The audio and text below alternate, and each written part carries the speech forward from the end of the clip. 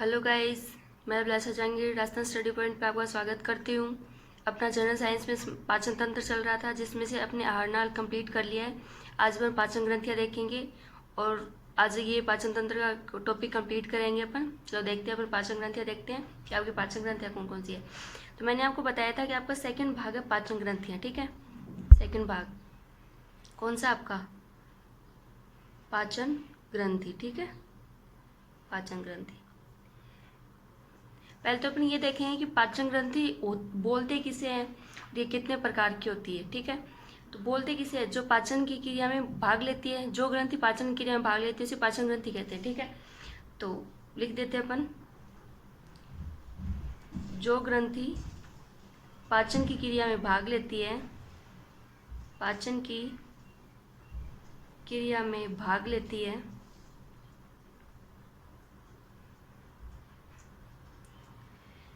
उसे पाचन ग्रंथि कहते हैं, ठीक है।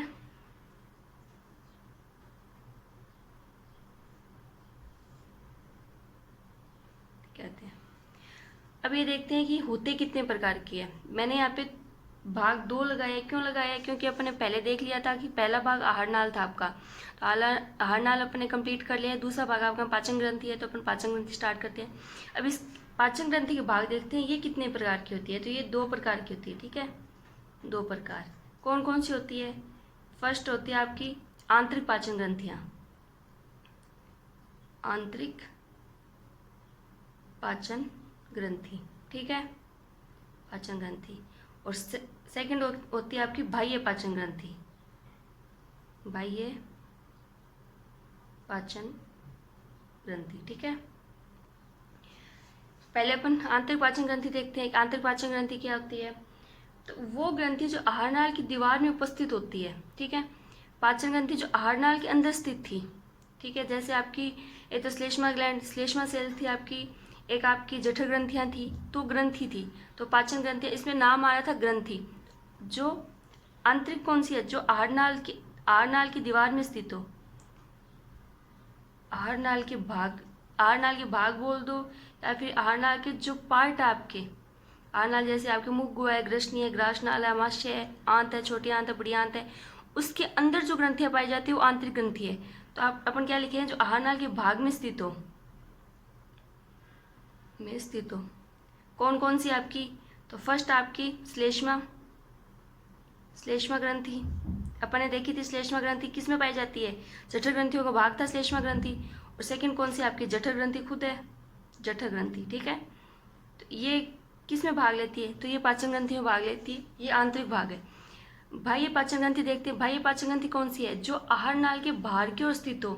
जैसे यकृत आपका अग्नाशय है, और जो पित्ताशय भाग है वो आहारनाल के बाहर स्थित था, क्योंकि मैंने आपको पीछे आहारनाल में नहीं बताया था ये चीज़। श्लेष्मा ग्रंथि और जठर ग्रंथि मैंने बता चुकी हूँ आहारनाल में। श्लेष्मा ग्रंथि कहाँ पाई जाती है? जठर ग्रंथि का भाग है, और जठर ग्रंथि भी पाई जाती है जो अमाशय के अंदर पाई जाती है, अपन देख चुके हैं। तो ये क्या है? ये जो आहारनाल के अतिरिक्त शरीर में स्थित हो, शरीर में स्थित हो और पाचन में भाग लेती हो, पाचन की क्रिया में भाग लेती हो, पाचन क्रिया में भाग लेती हो, ठीक है। पाचन क्रिया में भाग लेती हो। ये कौन कौन सी है? तो मैंने आपको बताई थी। एक तो लार ग्रंथि है, मैंने लार ग्रंथि आपको नहीं बताई। मुख गुहा में लार ग्रंथि होती है, वो पाचन ग्रंथि है, लेकिन ये बाह्य ग्रंथि है, आहारनाल में स्थित नहीं है, ये अलग से स्थित है। आहारनाल हो गया, आपकी यकृत हो गया, और आपका अग्नाशय ग्रंथि होगी, वो अलग है। यहाँ पे लिख देती हूँ मैं, लार ग्रंथि। सेकंड आपकी यकृत। थर्ड आपकी पित्ताशय, ठीक है। फोर्थ कौन सी है? अग्नाशय, अग्नाशय ग्रंथि, ठीक है। डायग्राम में अपन ने देखा था, यकृत को भी देखा था, पित्ताशय को भी देखा था, और अग्नाशय ग्रंथि को भी देखा था। अपन ये चीज़ पढ़ चुके हैं। श्लेष्मा ग्रंथि, जठर ग्रंथि तो अपन दोबारा नहीं पढ़ेंगे इन्हें। अब आज अपन बाह्य पाचन ग्रंथि पढ़ेंगे, क्योंकि अपना हेडिंग पाचन ग्रंथि है, तो अपन ये पढ़ेंगे, ठीक है। तो अब स्टार्ट करते हैं। सबसे पहले स्टार्ट करते हैं लार ग्रंथि से। फर्स्ट लार ग्रंथि, ठीक है। ये स्थित कहाँ होती है? लार ग्रंथि। ये स्थित कहाँ होती है? तो ये मुख में स्थित होती है। ठीक है गाइस, ये पाचन ग्रंथियों की स्थिति भी पूछी जाती है कि स्थित कहाँ होती है। लार तो सबको पता है कि मुख में स्थित होती है, लेकिन आगे जो आपका यकृत भाग है, जो पित्ताशय है, जो अग्नाशय भाग है, इसकी स्थिति पूछी जाती है कि कहाँ पे स्थित होती है। तो मैंने लार ग्रंथि की स्थिति बताई है कि ये कहाँ पे स्थित होती है। ठीक है, अब अपन देखते हैं कि कितनी जोड़ी पाई जाती है मनुष्य में। तो लार ग्रंथि जो मनुष्य में 3 जोड़ी पाई जाती है आपकी। मनुष्य में 3 जोड़ी पाई जाती है, जोड़ी पाई जाती है। ठीक है, अब देखेंगे उनके नाम कौन कौन से और वो स्थिति कौन कौन सी है जहाँ पे पाई जाती है। तो गाइज ये चीज़ आपको हिंदी में ना याद रखे, इंग्लिश में याद रखना। मैं आपको सजेशन दूंगी कि ये इंग्लिश में याद रखो, क्योंकि हिंदी में इसका बहुत टफ नाम होते हैं। मैं बताने को मैं बता दूंगी, लेकिन याद करना बहुत थोड़ा सा हार्ड होगा आपके लिए। तो मैं पहले इंग्लिश बताऊंगी आपको। ठीक है, तो ये 3 जोड़ी होती है। फर्स्ट कौन सी जोड़ी है आपकी? फर्स्ट अपन देखते हैं सबलिंगुअल। Sublingual gland. ठीक है, सबलिंगुअल ग्लैंड, इसे हिंदी में क्या बोलते हैं? तो इसे बोलते हैं अधोजीवा ग्रंथि। अधोजीवा ग्रंथि। ठीक है, मैंने आपको कहा था इसका इंग्लिश में नाम इजी रहेगा, क्योंकि पाचन ग्रंथियों के नाम ऐसे ही है जो आपके लार में स्थित है। तो दोनों ही नाम याद रख लेना, अधोजीवा ग्रंथि, जीवा ग्रंथि या फिर सबलिंगुअल ग्लैंड। ठीक है, ये कहाँ पे पाई जाती है? तो ये आपके जीभ के दोनों तरफ, सॉरी जीभ के नीचे की ओर स्थित होती है। ठीक है, सबलिंगुअल ग्लैंड, सॉरी ये जीवा नाम आ रही है आपके, तो जीवा के दोनों तरफ पाई जाती है आपकी। ठीक है,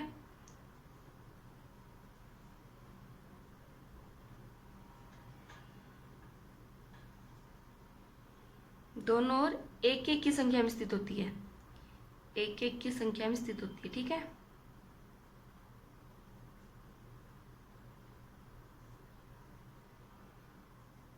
स्थित होती है। ठीक है, सेकंड नंबर देखते हैं। तो सेकंड कौन सी है? सब मैक्सिलरी ग्लैंड।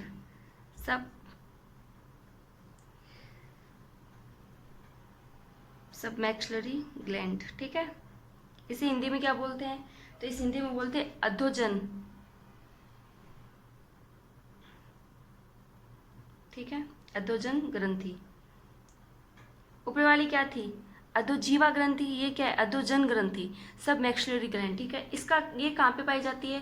तो निचले जबड़े के मध्य में स्थित होती है। ठीक है, ये कहाँ पे थी? ये जीवा के दोनों ओर स्थित थी, तो जीवा पे स्थित हो गई लार ग्रंथि। तो अब जबड़े की नीचे वाले जबड़े, उसकी अपन कभी भी देखते होंगे, बचपन में अपने हमेशा देखा होगा कि अपन जीभ ऊपर करके देखते हैं कि वहाँ पे एक मतलब सेल सी मिलती है छोटी छोटी। तो ये सभी सब मैक्सिलरी ग्लैंड की सेल होती है वो। तो अपन यहाँ पे ये देख लेते हैं ये कहाँ पे है। तो ये निचले निचले जबड़े के मध्य में,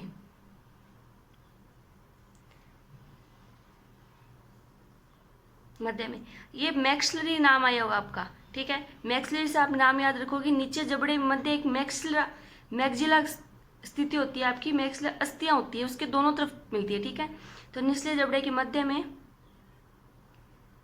मैक्सिला अस्थियों के दोनों तरफ। ठीक है, अस्थि के दोनों ओर स्थित होती है।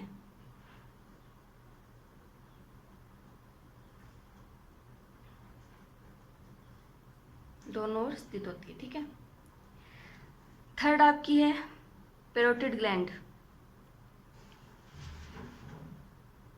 Parotid gland. ठीक है, ये अपन ने डायग्राम में भी देखी थी, कर्णवृंत ग्रंथि। याद आ गया आपके? अपने कल डायग्राम में देखा था, मुख गुहा के ऊपर की ओर ऐसे एक संरचना बनाई हुई थी जिसे मैंने नाम लिखा था कर्णवृंत ग्रंथि। मैंने ये बताया था कि ये मैं आपको लास्ट में बताऊंगी जब अपन लार ग्रंथियाँ पढ़ेंगे, तो वो यही है ग्रंथियाँ। ठीक है, तो इसकी स्थिति पता चल गई आपको, कान की तरफ पाई जाएगी, कर्ण नाम आ रहा है, तो इसका अवश्य बात है कि कान के पास या फिर कान के नीचे की तरफ मिलती है। तो ये देखते हैं कि दोनों कान के नीचे एक एक की संख्या मिलती है। तो कान के नीचे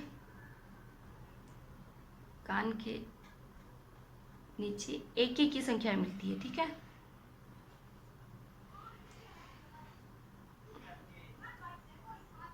ठीक है, एक एक की संख्या मिलती है। अपन ने लाल ग्रंथियों के भाग तो अपन ने देख लिए कौन कौन से है। सबलिंगुअल है, सब मैक्सिलरी ग्लैंड है, पैरोटिड ग्लैंड है। सबलिंगुअल ग्लैंड कहाँ आ जाती है? अधोजीवा। अगर आप हिंदी में याद रखते हो तो कोई दिक्कत नहीं है, इंग्लिश में याद रखते हो तो मैं आपको सजेशन ये करूँगी कि आप दोनों में याद रखो, क्योंकि ज़रूरी नहीं है कि आपको हिंदी में दे के इंग्लिश में भी दे दिया जाता है। तो अधोजीवा, तो जीवा की दोनों ओर स्थित है। अधोजन, अधोजन से मतलब नीचे की ओर, तो निचले जबड़े के मध्य स्थित होती है। और पैरोटिड ग्लैंड का हिंदी है कर्णवृंत, तो कान के नीचे की ओर स्थित है। ठीक है, अब अपन देखते हैं कि लाल ग्रंथि में मिलती क्या क्या है। आपका लाल ग्रंथि में पाया क्या क्या जाता है। ठीक है, तो अपन देखते हैं। तो गाइस, लाल ग्रंथि में लगभग 99% आपका जल होता है और 1% आपका एंजाइम पाया जाता है। तो कभी कभी पूछा जाता है कि लाल में कितने % जल पाया जाता है। मैं आपको बता देती हूँ, सॉरी, लार में 99% जल व 1% एंजाइम पाया जाता है।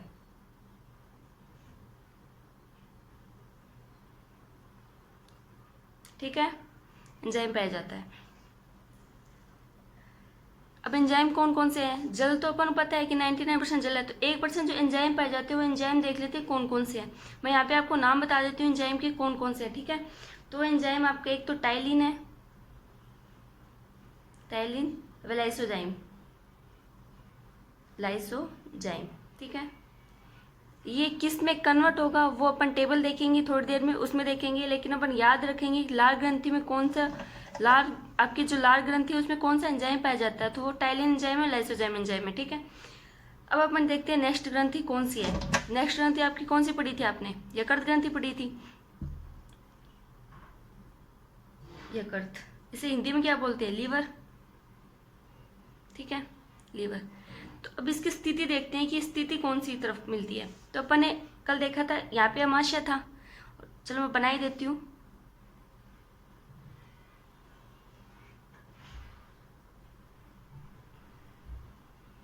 यहाँ पे अपन ने लीवर बनाया था, ये थोड़ा सा हो गया, और इसके अंदर पित्ताशय बनाया था। तो ये कौन से भाग में?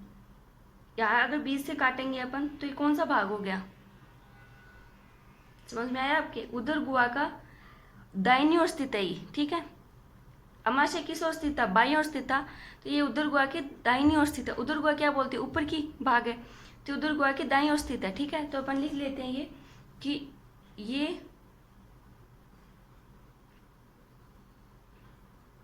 उदर गुहा के ऊपरी भाग में, ऊपरी भाग में है ये, ऊपरी भाग में दाहिनी ओर स्थित होता है, दाहिनी ओर। इसका कलर कौन सा होता है वो भी अपन साथ में लिख लेते हैं। दाहिनी ओर धूसर रंग का, धूसर रंग। ठीक है, धूसर रंग दाहिनी ओर स्थित होता है, स्थित होता है। ठीक है, स्थित होता है। गाइस, आपने सुना होगा कि ये मानव शरीर की सबसे बड़ी ग्रंथि होती है, यकृत ग्रंथि सबसे बड़ी ग्रंथि होती है। तो वो भी लिख देती हूँ मैं आपको, ये मानव शरीर की सबसे बड़ी ग्रंथि होती है।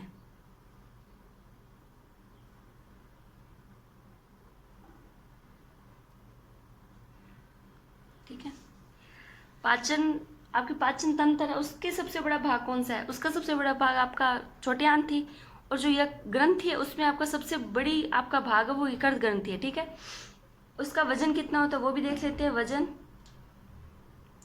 तो इसका 1.5 से 2 kg तक होता है, मतलब 1.5 किलो से 2 किलो तक का इसका वजन होता है। ठीक है, ये रंग कौन सा होता है? इसका धूसर रंग होता है। अब अपन देखते हैं कि काम क्या करती है। ठीक है, काम क्या करती है? अपन काम से पहले इसका ये देखेंगे कि आपका ये इसमें कौन सा रस श्रावित होता है। ठीक है, तो पहले काम से पहले अपन वो देखेंगे, तो इसमें पित्त रस का स्राव होता है, ये पित्त रस का स्राव करता है, पित्त रस का स्राव करता है। गाइस, मैंने आपको एक रस पहले भी बताया, इससे पहले कौन सा याद है? जठर रस था, जो जठर ग्रंथि से स्रावित होता था वो उसमें अमाशय में। ठीक है, पित्त रस का स्राव तो होता है आपका यकृत ग्रंथि में, लेकिन ये एकत्रित कहाँ होता है? तो ये पित्ताशय भाग में होता है। यहाँ पे स्राव होगा, लेकिन यहाँ पे ये भाग में आके इकट्ठा हो जाएगा। तो यहाँ पे लिख देती हूँ, ये पित्त रस का स्राव करता है जो पित्ताशय भाग में जाकर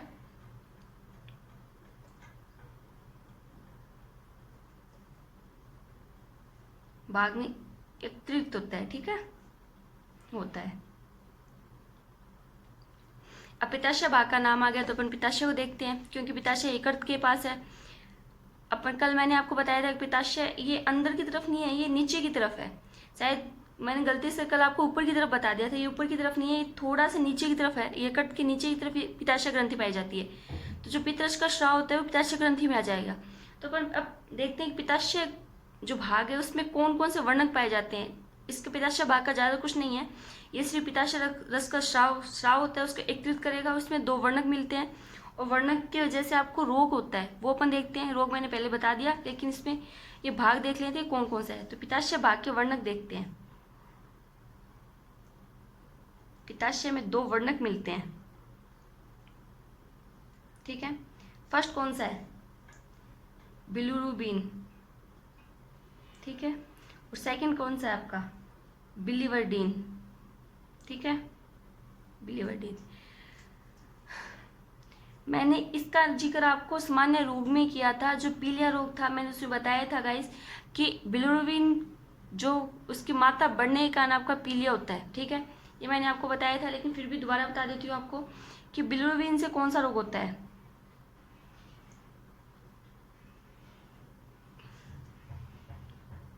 बिलिरुबिन का कार्य देखते हैं अपन क्या है, ठीक है, क्योंकि इन दोनों के कार्य अलग अलग है। तो पहले इसका कार्य देखते हैं। फर्स्ट क्या है इसका?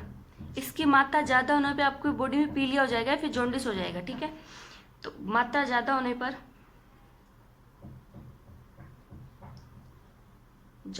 पर शरीर में पीलिया हो जाता है,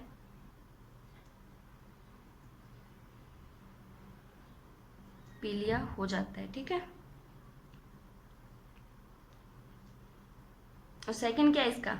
प्लाज्मा के रंग परिवर्तन में, प्लाज्मा होती है आपके जो यकृत में रक्त में पाई जाती है, आरबीसी डब्ल्यूबीसी, और इसमें एक प्लेटलेट्स और इसमें प्लाज्मा का भाग होता है। उसको प्लाज्मा के रंग परिवर्तन में, प्लाज्मा हल्का पीला रंग का होता है, तो बिलिरुबिन प्लाज्मा के रंग परिवर्तन में भी सहायक होता है, ठीक है। तो मैं लिख देती हूँ, ये प्लाज्मा के रंग परिवर्तन में सहायक होता है, रंग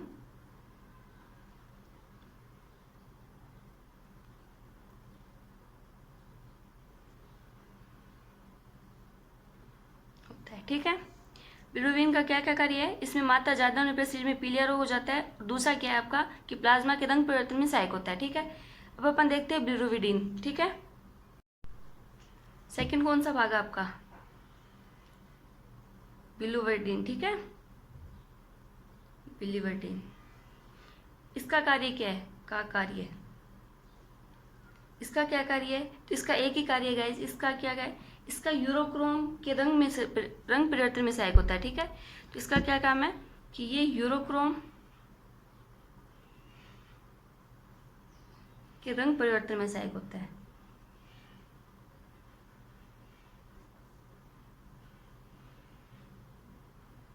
ठीक है। यूरोक्रोम के रंग परिवर्तन में सहायक होता है, ठीक है। अब अपन देखते हैं पित्ताशय आपका यकृत ग्रंथि कंप्लीट हो गई, क्योंकि इसमें ज़्यादा कुछ नहीं है। यकृत ग्रंथि में सिर्फ इसका ये देखना है कि इसमें कौन सा रस स्रावित होता है। तो आपको ये ध्यान रखना है कि इसमें पित्तरस स्रावित होता है, और ये पित्तरस कहाँ पे जाके इकट्ठा होता है? तो वो आपके पित्ताशय भाग में इकट्ठा होता है। पित्ताशय भाग के वर्णक कौन कौन से हैं? तो पित्ताशय भाग के 2 वर्णक है, बिलिवर्डिन और बिलिरुबिन, ठीक है। उनके क्या क्या कार्य है वो अपन देख लिए।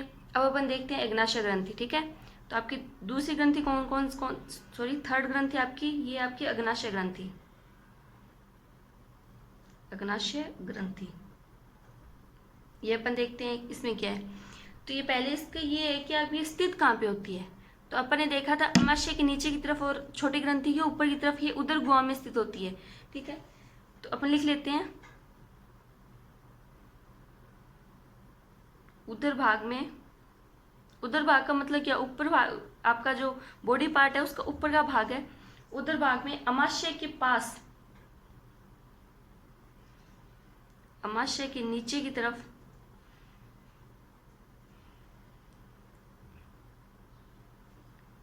स्थित होता है, ठीक है।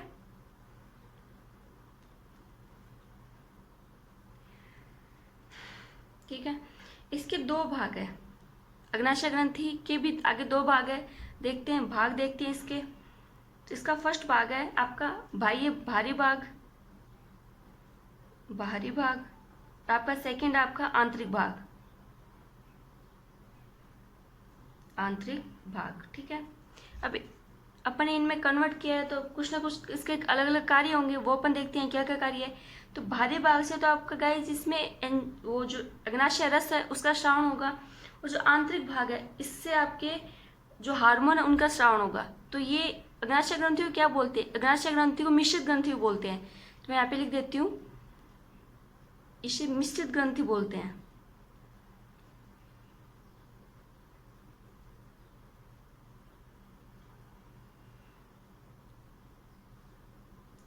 ठीक है, आप ध्यान रखोगे कौन सी ग्रंथि को मिश्रित ग्रंथि बोलते हैं, तो अग्नाशय ग्रंथि को बोलते हैं।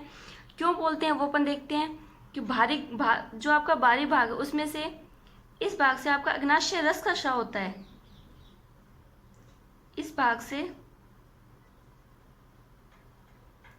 अग्नाशय रस का श्रावण होता है।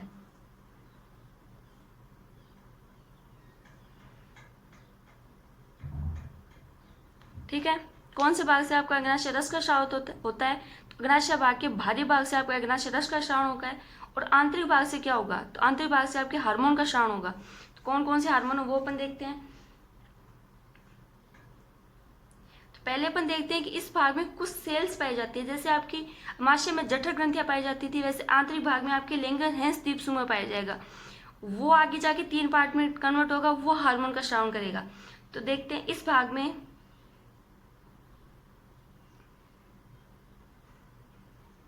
इस भाग के द्वारा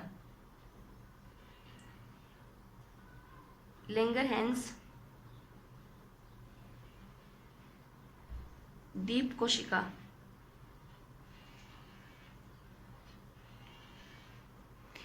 गाइस ये पूरा नाम एक है, लैंगरहैंस दीप कोशिका समूह है। ये एक ग्रंथि है, सॉरी ग्रंथि नहीं है, कोशिकाओं का समूह है एक प्रकार का। इसमें 3 प्रकार की सेल्स पाई जाएगी, अल्फा, बीटा और गामा। उसमें से अलग अलग हार्मोन्स के श्रावण होंगे। तो अपन को ये देखना ही होगा। डायरेक्ट क्वेश्चन ये भी पूछा जाता है कि लैंगरहैंस दीप समूह कहाँ पे पाया जाता है।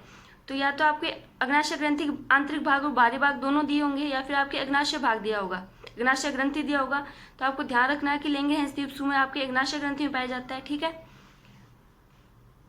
समूह का निर्माण होता है। ठीक है, अब इसमें कौन कौन सी सेल्स पाई जाती है? तो इसमें 3 सेल्स पाई जाती है। फर्स्ट आपकी अल्फा सेल्स, और सेकंड आपकी बीटा सेल, और थर्ड आपकी गामा सेल। ठीक है, गामा बोल दो या डेल्टा सेल बोल दो, एक ही बात है, कोई दिक्कत नहीं है, कुछ भी बोल सकते हो आप। इसमें से अपन ये देखना है कि इसमें से कौन से हार्मोन स्रावित होते हैं। ठीक है, आपके अल्फा सेल से आपको ग्लूकागोन हार्मोन स्रावित होता है, ग्लूकागोन हार्मोन। ठीक है, बीटा सेल से इंसुलिन हार्मोन,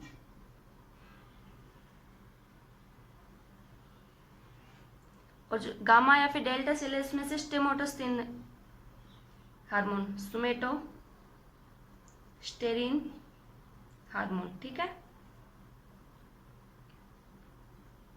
ठीक है, अल्फा सेल से ग्लूकागोन हार्मोन, बीटा सेल से इंसुलिन हार्मोन, और गामा या फिर डेल्टा सेल से स्टोमेटोस्टिन हार्मोन श्रावण होता है। अब ये देखते हैं कि इसका काम क्या है। ठीक है, तो देखते हैं। अब एक तरफ अपन लिखते हैं ग्लाइकोजन लिखते हैं, ग्लाइकोजन, और इधर अपन लिखते हैं ग्लूकोज। आपको पता है कि ग्लूकोज आगे जाके ग्लाइकोजन में कन्वर्ट हो जाता है यकृत भाग में। ठीक है, तो इसमें गाइस, ठीक है, ये दोनों तरफ की क्रिया चलती है। ठीक है, ये ग्लूकोज को ग्लाइकोजन में परिवर्तित हो सकती है, ग्लाइकोजन ग्लूकोज में परिवर्तित हो सकती है। कौन से हार्मोन की वजह से वो अपन देखते हैं। तो ग्लाइकोजन ग्लूकोज में परिवर्तित होगी ग्लूकागोन हार्मोन से, ग्लूकागोन हार्मोन से। ठीक है, और ग्लूकोज ग्लाइकोजन में होगी इंसुलिन हार्मोन से। ठीक है, ये आपसे क्वेश्चन पूछा जाता है, पीछे आपके एक क्वेश्चन आया भी है कि ग्लूकोज को ग्लाइकोजन में परिवर्तित करने के लिए कौन सा हार्मोन का श्रावण होता है आपका। तो वो आपको इंसुलिन हार्मोन है। ठीक है, और आपका ग्लाइकोजन से ग्लूकोज बनता है तो ग्लाइकोगोन से हार्मोन से होगा, और इससे अगर आपकी इंसुलिन की मात्रा बढ़ जाती है मैंने आपको पीछे मधुमेह रोग बताया, डायबिटीज़ बताई थी रोग में, वो इसी वजह से होती है कि जो बीटा सेल्स है उसके इंसुलिन हार्मोन की मात्रा बढ़ने से आपके रक्त में शर्करा की मात्रा बढ़ जाती है, जिससे मधुमेह रोग होता है। ठीक है, तो अपन देख चुके हैं पीछे, मैंने आपको दोबारा यहाँ पे कनेक्ट भी कर दिया कि कौन से हार्मोन और कौन से सेल से है ये। तो इंसुलिन हार्मोन की मात्रा बढ़ने से रक्त में शर्करा की मात्रा बढ़ जाती है, जिससे आपके मधुमेह या फिर डायबिटीज़ हो जाती है। ठीक है, ये आप ध्यान रखोगे। अब एक चीज़ पूछी जाती है, जो आपकी डायबिटीज़ जो रोगी है उसको इंसुलिन के इंजेक्शन दिए जाते हैं। ठीक है, तो इंसुलिन के इंजेक्शन देने से इसमें धातु कौन सी होती है वो पूछी गई थी पीछे आरपीएससी एग्जाम में। कौन सा एग्जाम था वो मुझे नहीं पता, पर मैंने क्वेश्चन देखा था, तो वो था इंसुलिन हार्मोन में कौन सी धातु होती है, तो जिंक धातु होती है। ठीक है, तो मैं यहाँ पे लिख देती हूँ, इंसुलिन में जिंक धातु पाई जाती है, धातु पाई जाती है। ठीक है, अग्नाशय ग्रंथि होगी। मैंने आपको यकृत ग्रंथि बताई थी कि इसमें माध्यम क्षारीय होता है यकृत ग्रंथि में, तो इसमें भी माध्यम क्षारीय होगा। ठीक है, इसका माध्यम भी क्षारीय होगा।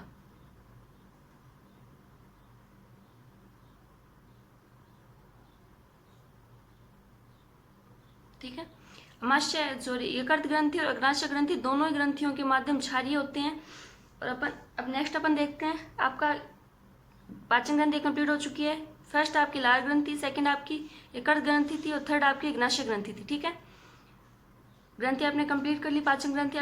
मैंने आपको पीछे ही बोला था कि अपन एक टेबल करेंगे जिसमें सभी एंजाइम याद करेंगे और साथ में से वो कहाँ से कौन से भाग से किस में कन्वर्ट होता है वो अपन देखते हैं। तो अपन टेबल तैयार करते हैं कौन कौन से। ठीक है, तो देखते हैं, टेबल देखते हैं अपन, टेबल देखते हैं। फर्स्ट अपन कॉलम बना लिए, पहले देखते हैं अपन अंग या फिर ग्रंथि। ठीक है, या फिर कौन से अंग से और कौन से ग्रंथि से एंजाइम स्रावित होते हैं वो अपन देखेंगे। फिर अपन देखेंगे स्रावित एंजाइम, स्रावित एंजाइम। ठीक है, फिर अपन कार्य देखेंगे इनका कि कौन से एंजाइम का क्या कार्य है। फिर अपन देखेंगे कार्यस्थल कौन सा है इसका, मतलब ये कहाँ पाई जाती है। ठीक है, कहाँ पाई जाती है, कार्यस्थल देखेंगे। तो फर्स्ट अपन देखते हैं लाल ग्रंथि, क्योंकि मुख गुहा में लाल ग्रंथि है, तो अपन मुख गुहा से लास्ट तक आएंगे, छोटी आंत तक आएंगे, तो अपन फर्स्ट अपन मुख गुहा देखेंगे। तो मुख्य स्थल कौन सा है इसका, मुख गुहा। ठीक है, मुख गुहा में कौन सी ग्रंथि पाई जाती है, लाल ग्रंथि। लाल ग्रंथि मैंने आपको बताया था कौन सा एंजाइम है आपका, तो टाइलिन है एक तो, और दूसरा कौन सा है, लाइसोजाइम। ठीक है, लाइसोजाइम। इनका कार्य क्या है तो वो अपन देखते हैं। तो मुख गुहा मैंने आपको बताया होगा कि आपके भोजन के साथ आपका स्टार्च भाग आता है, तो स्टार्च को आपको माल्टोज में परिवर्तित करेंगे टाइलिन और लाइसोजाइम। तो ये किसको करेंगे, स्टार्च कन्वर्ट करेंगे माल्टोज में। ठीक है, माल्टोज में। लाल ग्रंथि सॉरी लाल ग्रंथि कौन सा एंजाइम स्रावित होता है, तो टाइलिन और लाइसोजाइम है। ये किस में कन्वर्ट होता है, तो स्टार्च को माल्टोज में कन्वर्ट करता है। कौन सा स्थल है इसका, तो ये मुख गुहा में है। दूसरा अपन देखते हैं, दूसरा ग्रसनी था, ग्रसनी में कोई एंजाइम नहीं पाया जाता, ग्रासनाल में कोई एंजाइम नहीं पाया जाता। फोर्थ टॉपिक कौन सा था आपका, अमाशय। अमाशय, अमाशय में कौन सा रस था, अमाशय में एक रस पाया जाता था, जठर रस। ठीक है, जठर रस। ठीक है, जठर रस। इसमें कौन सा एंजाइम था, मैंने आपको एंजाइम बताए थे जठर रस में, याद होगा आपके HCl तो एक आपका अम्ल था, और उसके साथ अपन मैंने रेनिन और पेप्सिन बताया था, याद है। फर्स्ट अपन कौन सा है, पेप्सिन, और दूसरा कौन सा आपका, रेनिन। ठीक है, दो एंजाइम पाए जाते हैं। तो पेप्सिन का कार्य क्या है और रेनिन का कार्य क्या है वो अपन देखते हैं। तो पेप्सिन ये प्रोटीन को पेप्टाइड में तोड़ती है, प्रोटीन को पेप्टाइड में। ठीक है, और रेनिन किस में को तोड़ती है, केसिन को पैराकेसिन में, केसिन को पैराकेसिन में। ठीक है गाइस, रेनिन बच्चों में मिलता है। आपने देखा होगा छोटे बच्चे होते हैं तो दूध पीते ही वो उल्टी से कर देते हैं, जैसे अपन ऐसे होता है जैसे फटा और दूध सा होता है कुछ, देखा होगा आपने, सबने देखा होगा। तो रेनिन होगा वो केसिन को पैराकेसिन में कन्वर्ट कर देता है। लेकिन ये तो आपके बच्चों में पाया जाएगा, बच्चों में। और जो आर्टिफिशियल रेनिन होता है वो दूध को दही में कन्वर्ट करने का काम आता है। तो आपको ये भी मैंने इसलिए बताया बच्चों का, क्योंकि आपने देखा होगा दूध पीते वो थोड़ी सी वो दूध बाहर निकाल देते हैं, वो फटा सा दूध होता है, जैसे आपने दही जैसा लगता है वो। तो जो आर्टिफिशियल रेनिन होगा वो दूध को दही में कन्वर्ट करेगा, ये आप ध्यान रखोगे। और जो आपका बॉडी में जो रेनिन मिलता है वो आपको केसिन को पेरा केसिन में कन्वर्ट करेगा, ठीक है। नेक्स्ट अपन अमाशय के बाद कौन सा था आपका, छोटे आंत। तो छोटे आंत देखते हैं, छोटे आंत, ठीक है। छोटे आंत में भी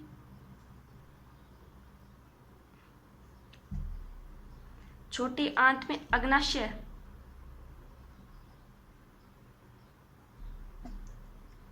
ये छोटे आंत का नहीं है भाग, ये अग्नाशय का भाग है,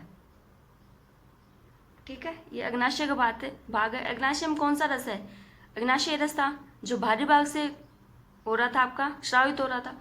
इसमें कौन कौन से, इसमें काफ़ी एंजाइम पाए जाते हैं आपके, तो लिख देती हूँ मैं। एक तो एमिलेज, ठीक है, ये किसको कन्वर्ट करेगा, तो ये स्टार्च को माल्टोज में कन्वर्ट करेगा, स्टार्च को माल्टोज में, ठीक है। तो आप सोच रहे होंगे मैं लाल ग्रंथि में भी स्टार्च को माल्टोज में, और यहाँ पे एमाइलेज भी स्टार्च को माल्टोज में।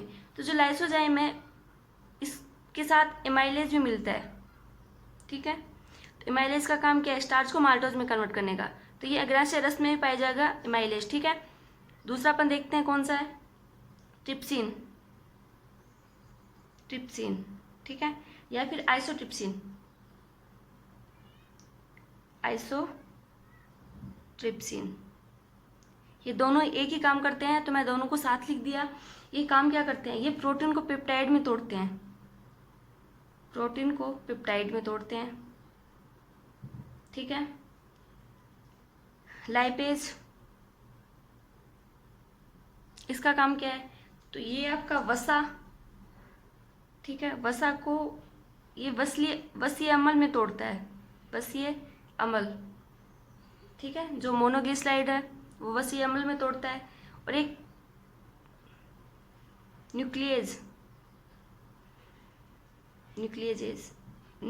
किसी में तोड़ता है, ये डीएनए आरएनए, उसमें न्यूक्लियोटाइड पाया जाता है, तो डीएनए आरएनए को न्यूक्लियोटाइड में तोड़ता है, डीएनए आरएनए को न्यूक्लियोटाइड में, ठीक है। ये किसके भाग थे, अग्नाशय के भाग थे। अग्नाशय भाग में कौन सा रस पाया जाता है, अग्नाशय रस पाया जाता है। इसमें कौन कौन सी है, तो एमाइलेज है, ट्रिप्सिन है, आइसोट्रिप्सिन है, लाइपेज है और न्यूक्लियेज है। इसमें 5 एंजाइम पाए जाते हैं, ठीक है। नेक्स्ट अपन देखते हैं छोटी आंत, छोटी आंत, ठीक है। छोटी आंत में कौन सा रस था, आंतरीय रस था,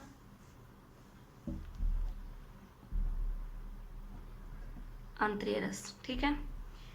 इसमें कौन कौन से पाए जाएंगे, तो इसमें एक तो माल्टोज है,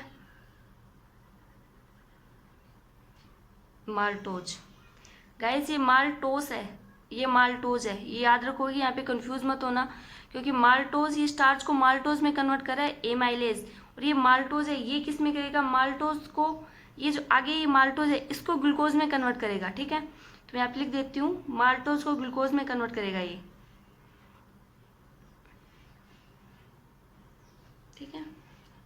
लैक्टोज, ये किसे करेगा, लैक्टोज को ग्लूकोज में,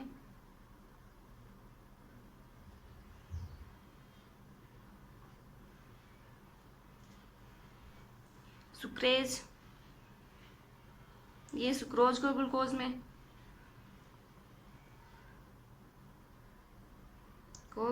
में, ठीक है। एक चीज आपने ध्यान दी कि छोटी आंत में सब चीज ग्लूकोज में कन्वर्ट हो रही है, ज्यादातर भाग ग्लूकोज में कन्वर्ट कर रहा है, क्योंकि यहाँ पे आने के बाद मैंने आपको बताया था छोटी आंत में सर्वाधिक पाचन, सर्वाधिक अवशोषण होता है छोटी आंत में। तो सर्वाधिक अवशोषण हो चुका है, पाचन हो चुका है, तो ये जो आपका जो पाचन भाग है, आपका पाचन पदार्थ है, वो पूरा का पूरा भाग ग्लूकोज में परिवर्तित होगा आंतरिक रस में आके। तो गाइस ये ध्यान रखना, अगर आपको कन्फ्यूजन हो रहा है तो याद रखना कि छोटी आंत में सबसे ज़्यादा पाचन होता है, तो छोटी आंत में पाचन होगा तो यहाँ पे जो भी पार्ट है आपका वो सब ग्लूकोज में परिवर्तित हो जाएंगे, ठीक है। नेक्स्ट अपन देखते हैं कौन सा है,